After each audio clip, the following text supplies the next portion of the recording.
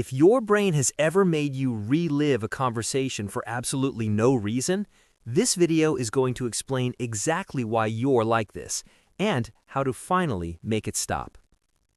Section 1. The Zeigarnik Effect. Here's the first thing you need to know. Your brain hates unfinished business.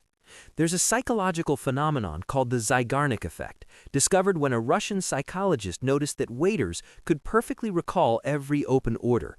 But the moment a table paid their bill, that information vanished completely. Gone, like it never existed. Your brain treats conversations the exact same way. If something felt awkward, unresolved, or emotionally charged, your brain refuses to close the file. It keeps the memory on loop, not to torture you, but because it genuinely believes there's still something left to process. Section 2. Why it feels so real. When you replay a conversation in your head, your brain doesn't know the difference between memory and reality. The same neural pathways fire, the same stress hormones release. You feel the embarrassment, the regret, the frustration, as if it's happening right now. Psychologists call this mental simulation, and the more emotionally intelligent you are, the more vivid these simulations tend to be. So if yours are especially painful, that's actually a sign your brain is working at a higher level than most. Section 3. The real problem. But here's where it turns against you. Most people who replay conversations aren't just remembering, they're doing something called counterfactual thinking, generating alternate versions of reality.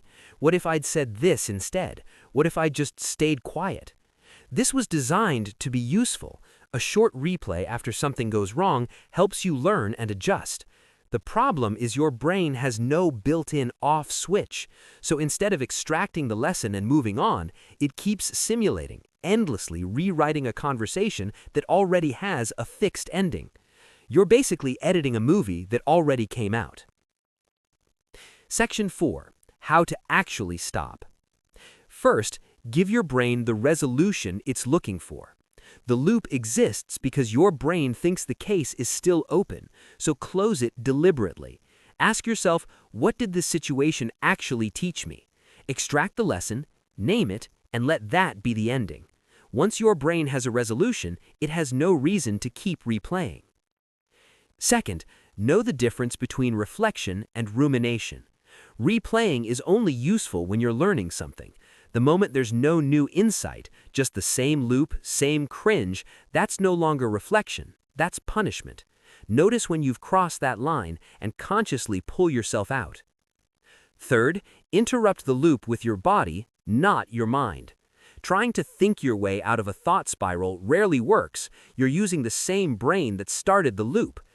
Research shows that physical movement, even something as simple as walking, forces your nervous system to shift states, making it significantly harder for the rumination to continue.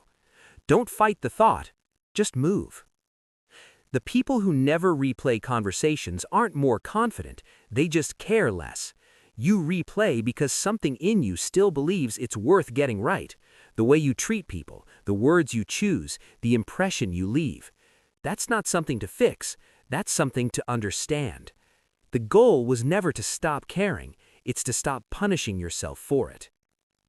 If this made you think, like, subscribe. See you in the next video.